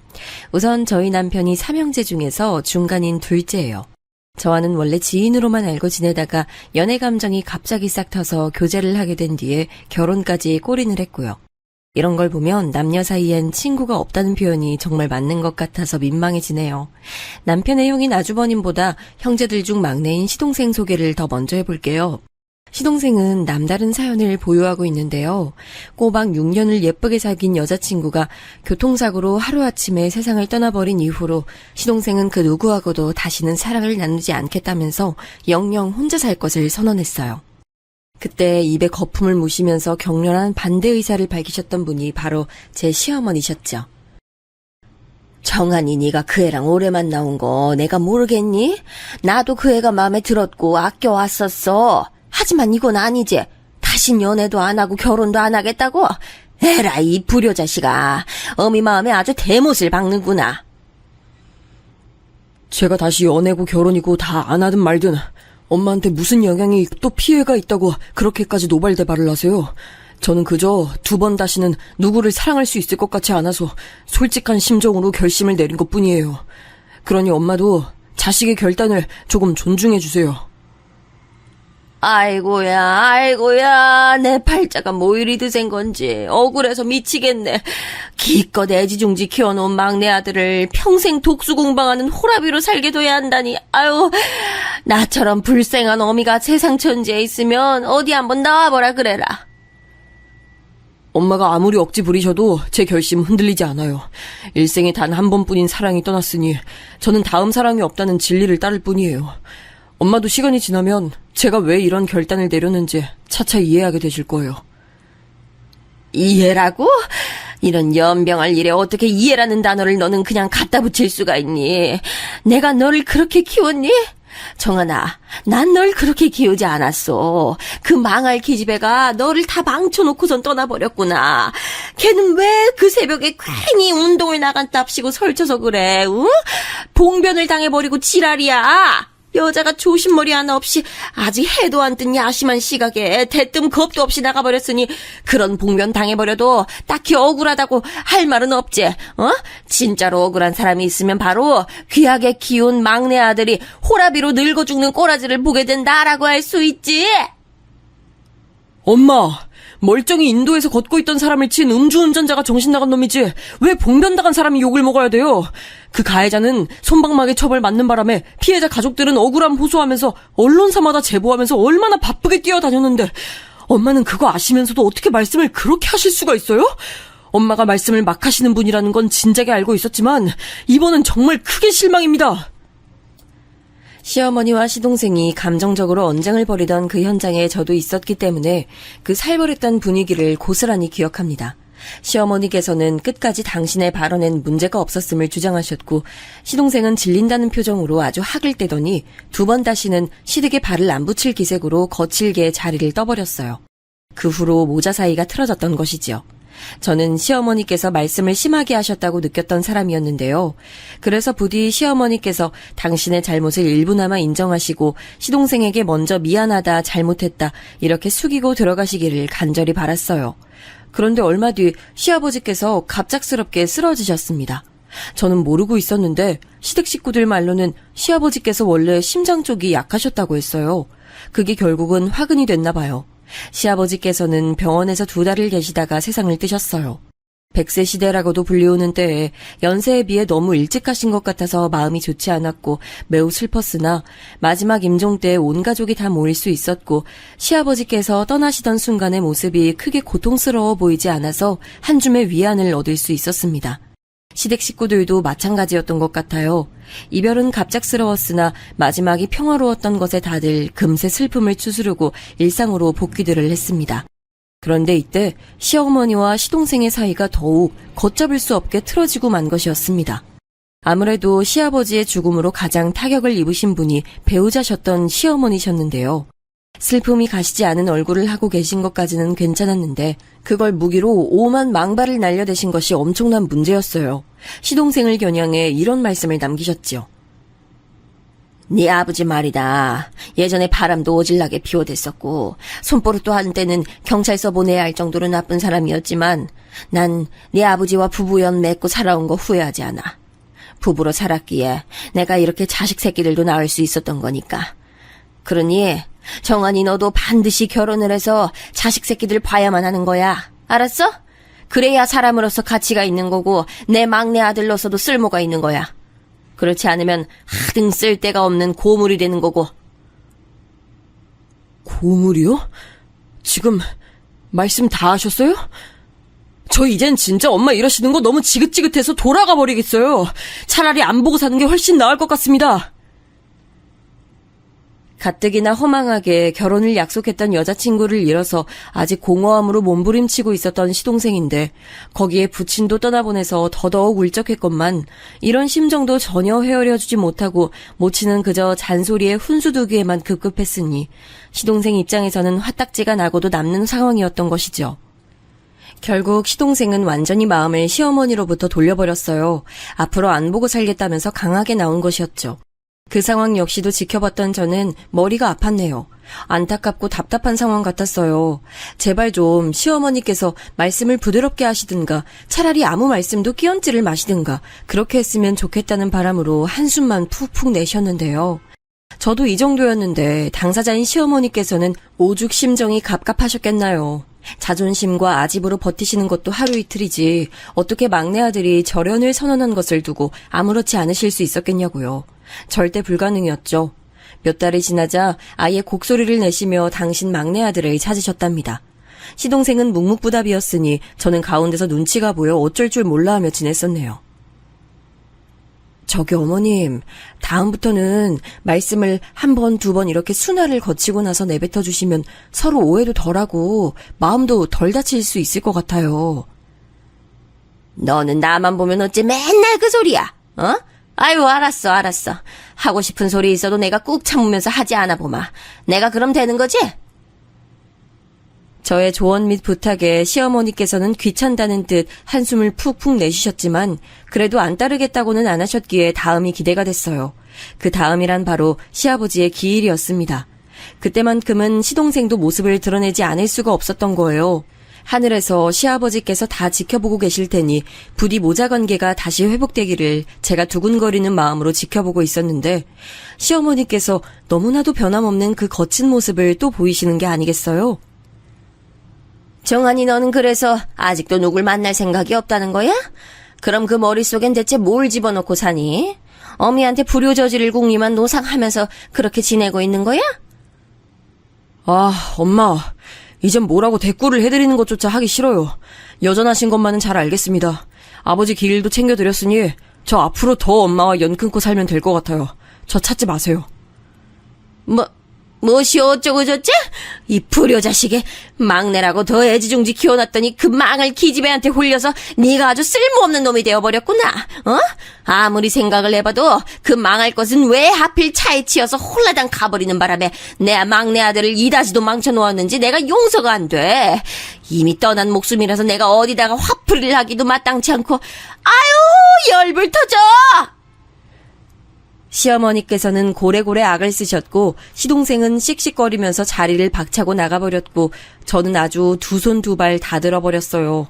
이제는 저도 괜히 마음고생 혼자 해대면서 두 사람이 언제 화해할까 이런 걱정을 하는 짓 아무 쓸모도 없는데 더 이상 하지 않기로 했죠. 제가 열심히 충언을 드리는 신하 역할을 하면 뭐하나요? 이미 왕이 폭군이라서 통하지를 않는 것을요. 저도 이때 제대로 시어머니께 실망을 해버렸어요. 정말 해도 너무하신 것 같았습니다. 말씀 한 번을 다정하게 배려심 있게 하시지를 않는 시어머니의 면모에 저도 이제는 질려버린 것도 있었고요.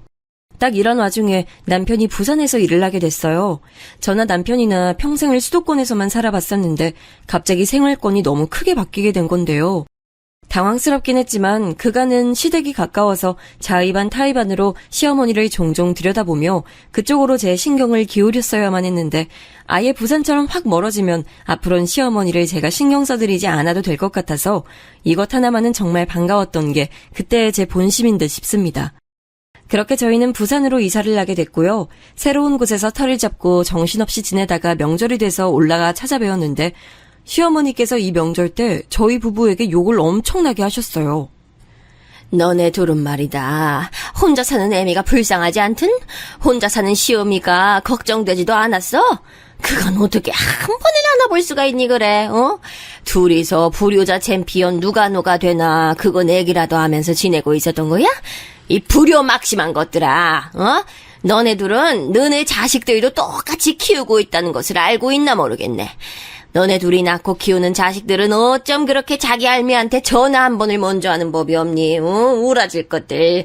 그렇게 살면 너네 다 벌 받는다. 엄마, 저랑 이 사람에게 섭섭하고 불만이 있으시면 그것만 말씀하고 끊으실 것이지 저희 애들 얘기는 왜 꺼내세요? 아유, 엄마는 어떻게 손주들을 원망하실 생각이 드실 수가 있어요? 내가 언제 원망을 했다고 그래? 니네 닮아서 불효막심하다고 생각을 좀 했을 뿐이야. 니네 둘이서 자식 교육들을 잘못 시키고 있다. 내가 지금 이 말을 하는 거지. 그 말씀이 결국은 그런 의미잖아요, 엄마. 진짜 속에 든 본심은 안 그러실지 몰라도 말씀은 그렇게 하시면 안 되는 거예요. 이러니까 정한이가 엄마하고 영영 안 보고 살겠다고 하는 거잖아요. 오라질, 너 지금 네 동생 정한이 얘기는 왜 꺼내는 거야? 내 가슴 미어지라고 일부러 이러는 거야? 이 심성 고얀 거사. 내가 니네 형제를 어떻게 낳고 키웠는데 이 배은망덕한 것들이 지 애미한테 이렇듯 불효를 저질러. 아유, 속이 답답하다 못해 뻐근해지는구나. 애미야, 지금 당장 내 응수 한 사발 가져와라. 아유, 얼른 안 가지고 오고 뭐해? 굼벵이 고기를 처먹었나. 제 남편에게 한 소리를 쏟아내시던 시어머니께서 형님을 찾으셨어요. 그러자 형님은 금세 물컵에다가 쟁반까지 받친 자세로 등장하셨습니다. 늘 그러시듯 은은하게 웃는 표정으로요. 제가 빨리 움직인다고 움직였는데도 조금 느렸나 봐요. 죄송해요, 어머님. 여기 시원한 냉수예요. 천천히 드세요. 차가운 건 빨리 드시면 안 좋아요. 너는 매사에 쓸데없는 소리 얹지 말어. 그런 거 다 너 잘난 척 하려고 하는 수작인 걸 내가 모를 줄 알고? 시어머니께서 생트집을 잡으시는데도 형님께서는 빙그레 웃으실 따름이었죠. 그러더니 한참 시어머니의 꾸지람을 듣고 있느라 기운이 빠져있던 제 쪽을 보시고는 저와 눈이 마주치자 살짝 윙크를 날려주셨습니다. 그 모습에 제가 저도 모르게 피식 웃음이 나서 기분이 좀 풀렸어요. 속으론 역시 형님이시구나 이런 생각을 했었네요. 아무튼 이날 남편이 시어머니 때문에 화가 많이 났어요. 지금도 회사 출근하면 할 일이 산더미인데 앞으로 더 바빠질 텐데 에라 모르겠다. 나도 이제 엄마 안 챙겨드리면서 살란다. 당신도 신경 끄고 앞으론 우리 애들한테만 집중하면서 살아. 알았지? 뭐? 나도 자기가 왜 지금 이러는지 알긴 알겠는데 자기마저 이렇게 나와버리면 그럼 이제 어머님은 어떡해. 안 그래도 지금 사시는 그 집 곧 처분한 애 만에 얘기 나오고 있잖아. 이런 시기에 자기마저 어머님께 돌아서겠다는 거야? 어차피 이젠 부산에서 사니까 거리도 멀잖아. 그리고 엄마 챙기는 건 장남이 있는데 둘째 셋째가 왜 그리 고민을 해야 돼. 안 그래? 남편이 툴툴거리면서 은근히 책임을 형제들 중 첫째인 아주버님께 전가를 했습니다. 이때 아주버님께서 고민이 좀 많으셨던 것으로 알아요. 오래된 시댁의 그 집 이제 처분할 때였는데 그렇게 되면 시어머니의 거처를 어떻게 정하느냐 하는 문제 때문이었죠. 어떤 과정이 오갔는진 모르겠지만 시어머니께서는 그 집을 나와서 장남 부부의 집에서 앞으로 지내는 것으로 결론이 내려졌습니다. 장남이신 아주버님께서 시어머니를 모시고 살고자 마음을 먹으신 것이었죠. 벌이 수주는 삼형제 중에서 아주버님이 가장 나았어요.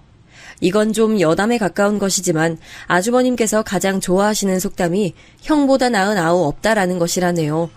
아주버님께서 대략 어떤 캐릭터인지 이것으로 왠지 감이 잡히지 않나요?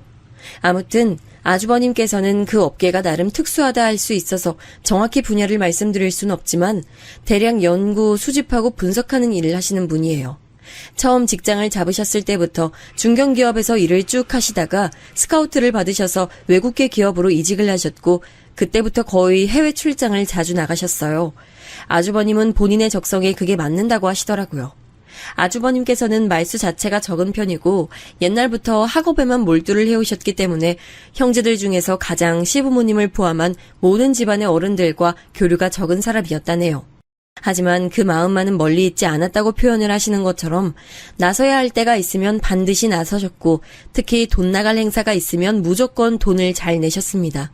그러셨던 분이 상황이 이렇게 되자 시어머니를 앞으로 모시고 살겠다고 결단까지 내리신 거였죠.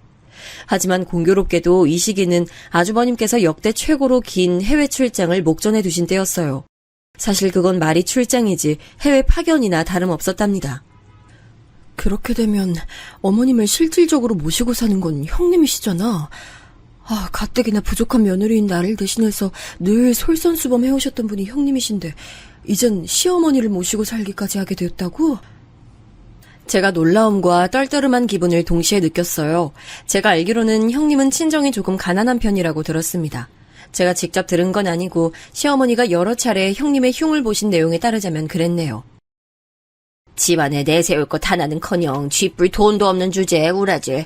지 시애미에게 입 바른 소리는 어찌나 잘해야 되는지 그럴 때마다 꼴 보기 싫어 죽겠다니깐. 저는 그런 소리를 몇 번이고 들은 적이 있었지만 그것으로 형님을 우습게 볼 작정은 감히 시도조차 해본 적이 없습니다. 제가 느끼기로는 형님은 현모양처라는 단어가 딱 잘 어울렸어요. 아주버님과 두 분은 임신으로 결혼하신 경우였기 때문에 형님이 아이를 좀 이르게 낳으셨는데 그럼에도 모든 걸 다 잘하셨죠. 아이 육아도 잘하시고 배우자 내조도 잘하시고 시댁도 잘 챙기시고 저는 웬만한 직장인보다도 형님이 바쁘게 대단하게 사신다고 생각을 해왔어요. 진정한 슈퍼우먼은 형님 같으신 분이라고 여겨왔었네요. 이제 애들은 다 밖에서 자취를 하고 워낙 자기들끼리 자유롭고 정신없게 사니까 집도 횡한데 내가 어머님 모시고 살면 좋지. 난 적적함 덜게 돼서 오히려 좋아. 형님이 그렇게 말씀해 주시니까 걱정과 염려와 죄책감으로 밤잠 설치다가 이제서야 형님께 전화드리는 제 입장이 또 민망해지네요. 형님, 제가 말이죠. 정말 감사한 마음이고 또 존경하는 심정이에요. 자꾸만 본인이 시어머니를 모시고 사는 게 당연한 그림이라고 하시는 형님이 정말로 대단하게 느껴졌어요. 아무리 친하고 막역한 고부관계일지라도 막상 시어머니를 모시고 살아야 한다고 하면 일단 뒷걸음질부터 쳐지는 게 며느리 본능이라고 저는 생각하거든요. 그래서 형님의 덤덤하고 군더더기 없는 태도에 감명받았어요. 시어머니께서 장남 부부의 집에 입성하신 지 3달이 지났을 때 아주버님께서는 장기 해외 체류를 위해 출국하셨습니다. 떠나시기 전에 형님을 향해 이런 말씀을 남기셨다고 나중에 전해 들었어요. 다른 건 몰라도 우리 엄마만 잘 챙기고 모셔주면 돼. 내가 다른 건 절대 바라지도 않으니까 우리 엄마만 잘 좀 부탁해. 아주버님의 당부에 형님은 당연히 걱정 말라고 응수를 해주셨고요. 시어머니께서는 형님의 돌봄을 받으시며 잘 지내셨어요. 늘 그렇게 전해 들었습니다. 시어머니의 생신 때도 형님이 다 해주셨죠. 내가 알아서 잘 챙겨드릴게. 성의 표시만 좀 해줘. 그래서 50만 원을 보내드렸고요. 제가 시어머니 일로 그렇게 돈을 쓴 거 남편은 다 알면서도 모른 척 시침 뚝 떼더군요. 아무리 시어머니와 안 보고 사니 어쩌니 해도 부모 자식 간이니 어쩔 수 없는 게 당연했죠. 시어머니 생신날 형님이 사진을 보내주셨는데 미역국부터 갈비찜까지 먹음직스럽고 정성스러운 음식만 가득이었어요. 형님이 대단하게 느껴졌죠. 혹시 저라도 가서 거들어드려야 하나 싶을 때도 있었는데 시어머니께서 윽박을 지르시는 통에 그럴 마음도 접게 됐네요. 그 먼 곳에서 안 올라와도 된다. 어차피 나보러 오는 거 진심도 아닌데 그래봤자 내가 기뻐할 것 같아? 본심이 아니실지라도 말씀을 또 왜 그렇게 하시는지 변함없으신 모습에 쓴웃음이 지어졌어요. 정신없이 사느라 시간이 훅훅 흘러가던 어느 날 제 친언니가 집안 리모델링한 거 보러 오라며 저를 초대했어요. 애들은 시험 기간이고 남편도 바빠서 저 혼자 올라갔다가 문득 형님과 어머님을 뵈러 가봤어요. 깜빡해서 미리 연락은 못 드렸으나 어차피 주말도 아니고 집에 누구라도 계시겠지 싶어서 그냥 도착을 했습니다. 현관문 앞에 도착해서 도어벨을 눌렀는데 띵동 소리가 크게 집안에 울려 퍼지는 것이 제 귀에도 들렸음에도 누구 하나 나와보질 않는 거예요. 그때 아무도 없고 다 외출했나 싶어서 이거 낭패구나 했죠. 시기를 잘못 맞춰왔다는 생각에 한숨을 쉬다가 저도 모르게 도어벨을 한 번 더 눌렀어요. 그리고 나서는 멋쩍게 돌아서며 형님한테 전화나 드려볼까 하고 있을 때였습니다. 바로 그 순간 현관문 너머의 안쪽에서 인기척이 들렸어요. 분명히 신발장 쪽에서 누가 기웃거리고 있는 것 같다는 느낌을 받았습니다. 저는 홀린 듯이 현관문에 손을 뻗어서 똑똑하고 크게 노크를 해봤어요. 그러면서 크게 외쳤죠. 계세요? 아무도 없어요? 형님, 어머님, 저 왔어요. 저예요. 거기 혹시 둘째내냐? 둘째내가 온 거야? 어머님 목소리네요? 계신 거였어요? 아무 반응이 없어서 저는 지금 빈집인 줄 알고 발길 돌릴까 했었네요. 어머님 문 좀 열어주세요. 저 과일 좀 사가지고 왔어요. 둘째내 맞구나. 근데 내가 열어주고 싶어도 이거 문을 당최 여는 법을 내가 알질 못하네. 문을 여는 법을 모르신다니 어머님, 그게 대체 무슨 말씀이세요? 이거 현관 도어락이잖아요. 버튼 하나만 누르시면 되는데. 어머님 거기 동그란 버튼 보이시죠? 그거 누르시면 돼요. 아리송해하면서도 제가 착실하게 대답을 해드렸죠. 그때 제가 왠지 좀 이상하다 싶었던 점이 시어머니 목소리가 전에 없이 기운 빠져 있었다는 거예요. 제가 알던 시어머니의 음성보다 기운이 너무 없는 것 같아서 잠시 생각에 잠겼었고요. 그 사이 시어머니께서는 도어락의 버튼을 옳게 찾아 누르셨지만 그것만으로는 문이 열리질 않으셨습니다. 현관문을 열심히 잡아당겨 보던 저는 잠금 장치가 하나 더 있다는 직감을 받았어요. 아, 어머님, 이거 도어락 밑에 잠금 하나 더 있는 것 같아요. 뭐 하나 더 있는 건 맞죠? 어머님 그걸 여시면 돼요. 생긴 게 튼튼하게 생겨먹어가지고 내가 이걸 열 수 있을지 모르겠네.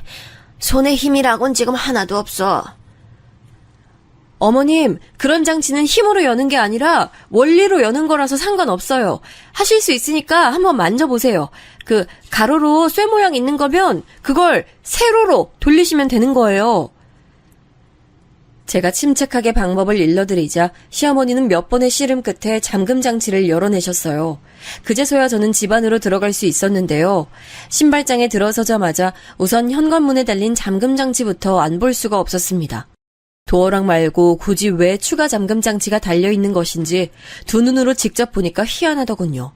젊은 사람들이야 딱 보면 구조 파악이 되지만 나이 드신 분들은 이거 도대체 어떻게 여는 건가 하셨을 거예요.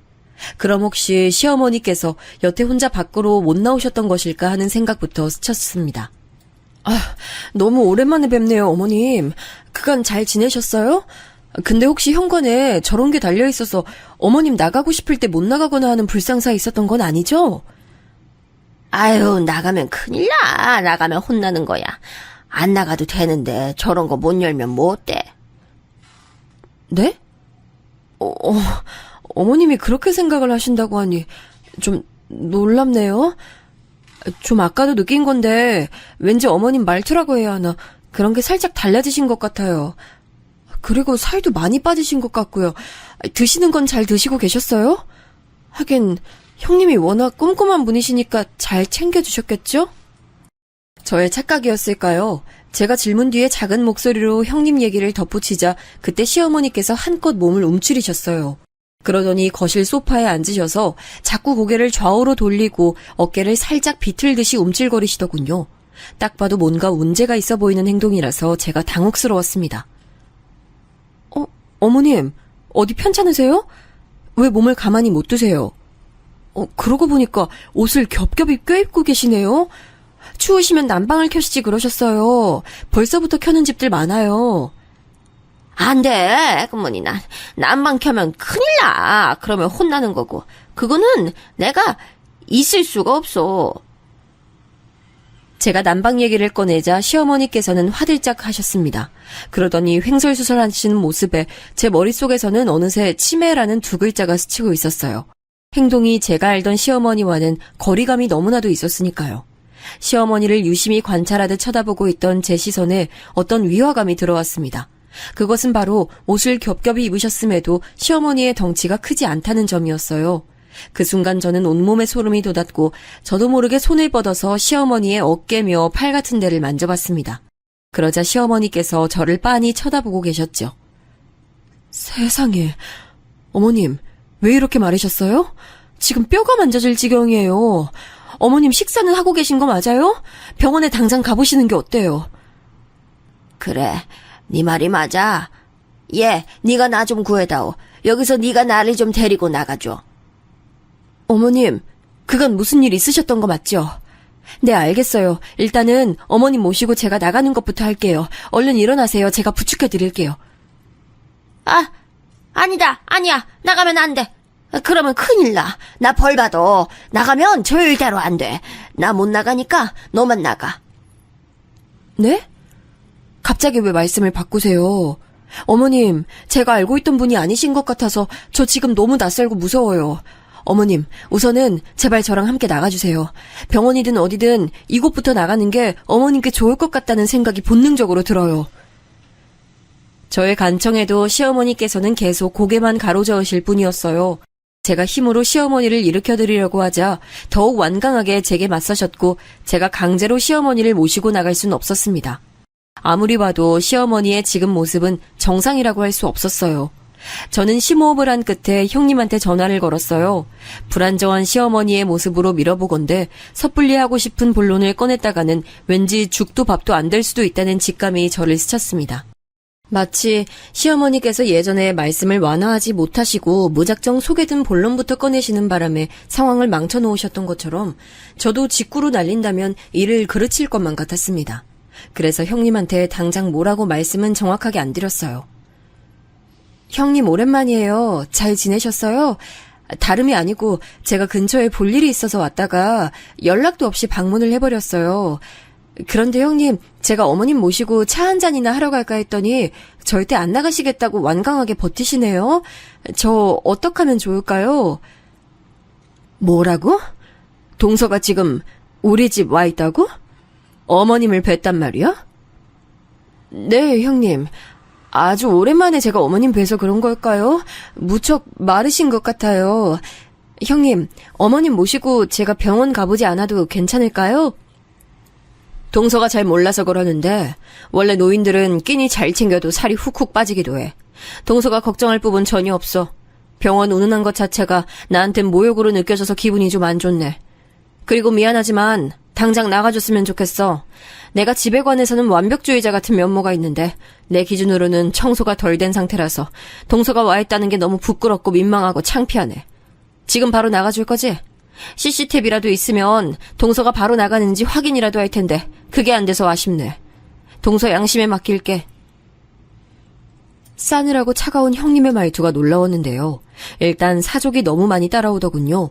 제가 시사 교양 프로그램에서 봤는데 이럴 경우엔 캥기는 구석이 있기 때문에 구구절절 뭔가 말이 따라오는 거라고 했습니다. 아무리 생각해도 찜찜했어요. 형님은 그러실 분이 절대 아니긴 했습니다만 어머님의 상태를 보아하니 심각했고 당혹스러운 상황이었으나 저는 형님의 발언에서 힌트를 얻을 수 있었어요. 저는 그 길로 당장 나가서 제품 하나를 마련했습니다. 그것은 집안의 반려동물 등을 실시간으로 관찰할 수 있는 카메라였어요. 현 상황에서는 최고의 CCTV라고 할 수 있었죠. 저는 여전히 밖에 나가는 것이 상상만 해도 두려우시기라도 한 건지 자꾸만 고개로 도리질을 하고 있는 시어머니께 설명을 드렸습니다. 어머님 이거요. 혹시라도 제가 다른 사람 훔쳐봤다면 문제가 될까봐 어머님이 지내신다는 어머님 방에만 놓을게요. 이건 어머님께 문제가 생기면 제가 바로 알 수 있는 장치 같은 거예요. 그렇게만 간략하게 설명을 드린 저는 시어머니 방으로 향했는데요. 내부가 너무 단출해서 잠시 말문이 막혔어요. 분명히 전에 형님을 통해 받아봤던 시어머니의 방 사진은 이렇지 않았거든요. 그런데 지금은 너무나도 횡한 것에 어처구니가 없었습니다. 저는 물건 사이에 섞여서 카메라 본체가 최대한 눈에 띄지 않는 곳에다가 설치를 잘 해놨어요. 정상 상태가 아니신 것 같은 시어머니를 두고 이곳을 떠나려니까 발걸음이 안 떨어졌지만 카메라만 믿고서 집을 나섰어요.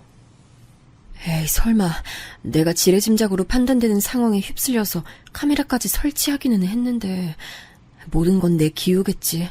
어머님은 그 사이 노화가 빨리 진행되셔서 잠깐씩 정신이 온전하지 않으실 때가 있는데 마침 아까 그때가 딱 그런 때였던 거야. 그렇게 생각하면 모든 게 말이 돼. 상식적으로 형님이 어머님께 나쁘게 대하실 분도 아니고 무엇보다 그러실 이유가 없으니까. 저는 그런 생각을 하면서 최대한 긍정적인 것이 판도라의 상자 안에 담겨있길 바랐어요. 그럴 확률이 높다고도 생각을 했고요. 저는 다시 친언니 집으로 가서 실시간으로 전송되고 있는 화면을 확인했어요. 화면엔 이따금씩 시어머니만 보일 뿐이었는데요.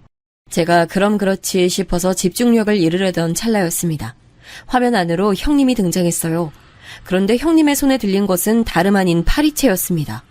파리 잡을 때 쓰는 그 파리채가 여름도 아닌데 갑자기 웬 건가 싶어서 제가 어리둥절해 있다가 화면에 보이는 다음 광경을 보고 작게 비명을 질렀습니다. 천사표라고 보아도 무방했던 형님, 바로 그런 분이 파리채를 시어머니께 휘두르고 있었어요. 파리를 때려잡는 넓은 면적이 시어머니의 볼을 치고 간 순간 저는 심장이 떨려 가만히 있을 수가 없어졌습니다. 제가 지금 뭘 본 건가 싶어서 스스로도 믿기지가 않았어요. 형님은 파리채를 휘두르는 것뿐만 아니라 마치 교관이라도 된 것 마냥 엄숙하고 근엄한 자세를 취하며 서 있었습니다. 그 앞에서 시어머니께서는 한껏 움츠러든 몸으로 쭈그러져 앉아 계셨고요. 이윽고 시어머니의 숙인 머리 위로 형님이 파리채를 연속으로 휘둘러 대시더라고요. 그때 마침 남편이 제게 안부 카톡을 보내왔고 그걸 보자마자 저는 홀린 듯이 남편에게 전화를 걸고 말았습니다. 어머님 어떡해? 내가 지금 엄청난 진실을 알아버린 것 같아. 형님이 아무래도 지금까지 어머님을 막무가내로 대해오신 것 같아. 어쩌면 좋아? 뭐라고? 아니 대체 그게 무슨 말이야? 진정하고 차근차근 설명해봐. 저는 떨리는 목소리로도 용케 자초지종을 옳게 설명했고 남편은 가만히 듣고만 있었어요. 그러더니 이윽고 제게 조금만 기다리라고 하더군요. 당장 KTX 열차를 가장 빠른 시간대 것으로 타고 올라갈 테니까 자기하고 같이 쳐들어가자는 그 말에 저는 안심이 되면서도 저도 모르게 눈시울이 붉어졌습니다. 화면 속에서 파리채로 얻어맞으시고 기죽어서 움츠러들어 계셨던 시어머니의 모습이 자꾸만 제 눈에 아른거렸어요. 저는 남편과 만나서 형님의 집으로 갔습니다. 벨은 누르지도 않고 거칠게 문부터 두드렸더니 안에서 당황한 듯한 인기척이 느껴지더군요. 형님, 저예요. 용건이 있어서 찾아온 거니까 빨리 문부터 좀 열어주세요. 동서, 왜 다시 온 거야? 용건은 무슨 용건? 그냥 카톡이나 전화로 하면 안 될까? 어머님이 감기 기운이 있으셔서 들어오는 건 조금 곤란할 것 같아. 감기 옮으면 어떡하려고. 황당한 핑계에 제가 헛웃음을 치고 있을 때 옆에서 남편이 갑자기 불끈 쥔 주먹으로 현관문을 세게 때렸어요. 개소리 하지 말고 당장 문이나 여세요. 문짝 다 뜯어버리기 전에.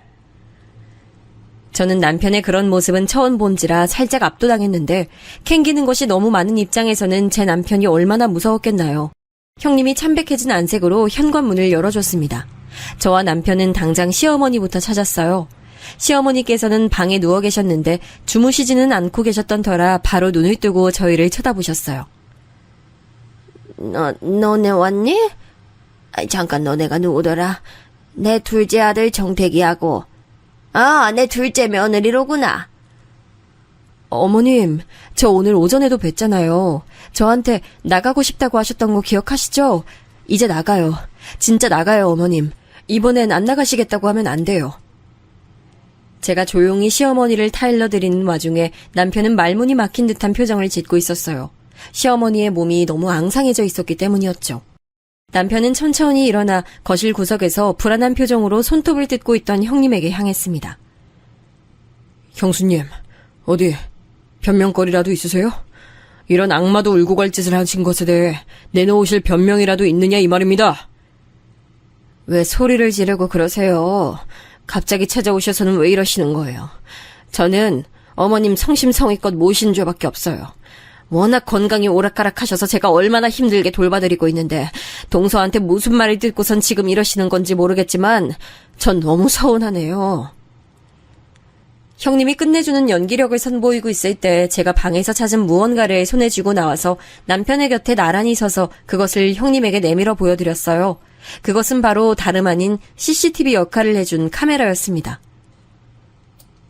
죄송해요. 다 봤어요, 형님. 들키고 싶어 하지 않으셨을 텐데.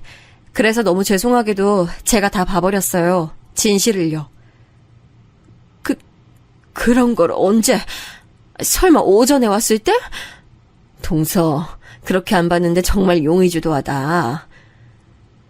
진정으로 용의주도하신 분 입에서 제가 그런 말씀 들으려니 엄청 민망하네요. 그래서 형님, 변명거리는 따로 준비가 안 되셨나 보죠? 저의 차가운 말투, 그것보다도 더 차가운 표정, 그리고 살벌하게 이를 갈고 있는 제 남편의 모습까지 형님은 왠지 금세 전의를 상실하신 듯한 눈빛이 되셨어요. 그리고는 손으로 얼굴을 쓸며 연신 헛웃음을 뱉으시더군요. 그래, 내가 어머님 못살게 괴롭혔어. 일부러 동서에게는 안 와도 된다며 오지 말라고 이렇게 말씀드리도록 내가 시켜왔었고 내가 정한 규칙 따르시지 않을 때마다 무섭게 훈련에 들어가서 어머님이 의지를 상실하시도록 만들었지. 성질 더럽고 이 펌한 노인네면 뭘 해. 기세가 그런들 몸은 약해 빠졌으니 금세 꺾일 수밖에 없는 법이더라. 형님 미치셨어요? 지금 무슨 말씀을 하고 계시는 줄 아세요? 작정하고 어머님 못살게 괴롭혔다고 시인하시는 거예요. 지내다 보니 그렇게 됐다. 스트레스 받아서 나도 모르게 어머님께 화풀이라도 했다. 이런 게 아니라 정말 작정하고 그러신 거라고요? 왜? 어머님은 하고 싶으신 막말을 다 쏟아내셔도 되는 거고 나는 내 욕구 따라서 그렇게 막무가내로 행동하면 안 되는 거였나 봐. 형님이 눈물 고인 눈으로 빈정거리시는데 정말 제가 알던 형님이 맞나 싶어서 참담해졌어요. 남편도 옆에서 기가 막히다는 듯이 고개를 절레절레 졌더군요. 정말 이해가 안 가는 일이었어요. 아주버님께서는 그래봬도 형제 중에서 가장 효자셨고 이런 사태를 알면 형님을 결코 좌시하지 않으실 분인데 어째서 형님이 위험부담을 잔뜩 안고서 굳이 이런 짓을 저지르셨는가 저로선 이해가 안 돼서 어이가 없을 따름이었습니다. 그런데 바로 그때 시동생이 도착했어요. 남편이 KTX 열차 안에서 시동생에게 전화를 하여 상황을 다 공유했다고 하였는데 이렇게 올 줄은 몰랐죠. 제가 조금 놀란 눈으로 시동생을 보고 있었는데 정말로 놀라운 일이 펼쳐지고 말았습니다. 시동생이 형님을 향해 이렇게 외쳤기 때문이에요. 형수님, 진작에 저희 엄마한테 형수님이 불만 많이 품고 계셨다는 거 그거 다른 사람은 몰라도 저는 다 알고 있었습니다. 비단 본인의 불만뿐만 아니라 다른 사람 몫의 불만도 안고 계신다는 걸 전 알았으니까요. 형수님, 이것만 말씀해 주세요. 저희 엄마 이렇게 괴롭히신 거 혹시 미니 때문이십니까? 제 귀를 의심했네요. 놀란 게 저뿐만 아니라 남편도 마찬가지여서 그나마 다행이었다고나 할까요? 민이라고 한다면 그 인물은 바로 시동생이 6년을 사귀고 불의의 사고로 떠나보낸 결혼을 약속했던 여자친구였죠. 그런데 왜 그 인물을 형님에게 결혼한다는 것인지 어안이 벙벙했을 때였어요. 형님이 힘없이 웃으시더니 고개를 끄덕이시며 답하시더군요. 아니라고 한다면 거짓이겠죠. 제 친정, 지금도 별로 내세울 것 없다지만 예전엔 훨씬 더 가난하고 구질하고 못 살았는데 그래서 그로 인해 학교에서 심한 따돌림까지 당했었는데 극단적인 선택까지 할 뻔했던 저를 붙들어준 유일한 친구, 제겐 너무나도 고마웠던 존재였죠. 자기는 몸이 아파서 학교를 다니는 것만으로도 기적이고 즐겁다고 말했던 그 친구는 자기 여동생을 끔찍이도 아꼈어요. 그래서 그 친구가 결국 수능을 한 달 앞두고 세상을 떠났을 때 제가 네 여동생 내가 어떻게 사나 꼭 지켜봐 줄게 이렇게 약속을 했었는데 저는 제 인생 사느라 급급해서 그 약속 놓치고 살았고 문득 죄책감을 느끼고 있을 때 설마 제 예비동서로 만나게 될 줄은 몰랐네요. 그 대목에서 저는 소름이 돋았어요. 저와 같은 추론을 해낸 게 분명한 남편과 시선을 교환했죠. 충격에 빠져있는 저희 부부 뒤로 시어머니께서 조심스레 걸음을 옮겨 다가오셨고 형님은 그것을 모르시는 채로 말을 이으셨어요. 그래서 운명이겠거니 했었네요. 제 친구 유송이의 동생 유민희. 정말 잘 사는 모습 보고 싶었는데 그렇게 억울하게 떠난 것도 모자라서 그 죽음마저 모욕을 당하는 것에 견딜 수가 없었어요. 제가 변변치 않은 친정에서 시집을 왔기 때문에 자격지심이 늘 있었는데 그럼에도 어머님 온갖 모욕을 다 참고 버티고 인내해왔어요. 하지만 어머님이 민이 억울한 죽음을 비웃고 아무렇지 않게 여기시는 것에 그간 참아왔던 모든 것들이 폭발하는 것만 같은 기분이 들더군요. 마침 제가 어머님 모시게 되는 상황이 만들어지자 결심했어요. 갚아주겠다고. 받았던 모욕 돌려주겠다고. 형님 눈에서 눈물이 툭 떨어졌을 때 제 뒤에선 얘기를 들으신 시어머니께서 휘청거리셨고 이내 쓰러지시던 찰나에 남편이 부축을 해서 다행이었습니다. 시어머니를 병원으로 모시고 가는 게 우선이었기 때문에 형님에게 뭐라고 말씀을 드릴 수가 없었네요. 시동생은 남아서 형님과 대화를 더 하겠다고 했고요. 저희 부부는 병원으로 향하는 길에 서로 착잡한 충격에 잠겨있으나 아무 말도 못 나눴어요. 시어머니께서는 심신이 쇠약해지신 상태였고 정신적인 불안감에 시달리느라 식사를 잘 못하셨던 것으로 드러났어요. 며칠이 지나자 시어머니께서는 제가 알고 있던 눈빛을 내기 시작하셨어요. 분명 정신이 본래 수준으로 돌아오신 것 같은데 쉽사리 말씀은 안 하시더라고요. 사태를 전해 듣고 귀국하신 아주버님이 나타나자 그제서야 시어머니께서는 입을 여셨는데 이렇게 말씀하셨습니다. 난 이제 내 자식들이고 손주들이고 가네. 아무것도 바라지 않고 아무 말도 안 하고 살란다. 그러시더니 더 말씀을 잇지 않고 창밖만 보셨죠. 당황한 아주버님께서 체근을 해보셨지만 다시 입을 열지 않으셨고요. 형님과는 알아서 잘 해결하겠다고 아주버님께서 그러시길래 저희 부부는 참견을 얹으면 안 될 것 같아서 가만히 있었어요. 시동생에게 그날 그 뒤로 형님과 무슨 대화를 나눴는지 물어봤으나 알려주기 싫은 것인지 어쩐 것인지 별말 안 해주더군요. 설마 난 형님하고 그 미니 씨랑 그런 식으로 얽혀서 아는 사이일 줄은 상상도 못했어. 자기도 몰랐지. 그럼 당연하지. 당사자들이 말을 안 해주면 어떻게 알아. 이런 거 보면 말이라는 게 참 대단하고 무서워. 말하지 않으면 그 어떤 대단한 진실이라도 묻혀버리는 거고 별것 아닌 문제라도 말을 잘못 뱉으면 그게 눈덩이처럼 불어나 버리니까. 아무튼 간에 형이 형수님하고 어떻게 가닥을 낼지 그게 궁금해지네. 남편은 아주버님께서 효자 혹은 애처가 중 하나를 고른 것 같다고 표현을 했는데요. 그 표현대로 설명을 하자면 아주버님께서는 전자를 택하셨습니다.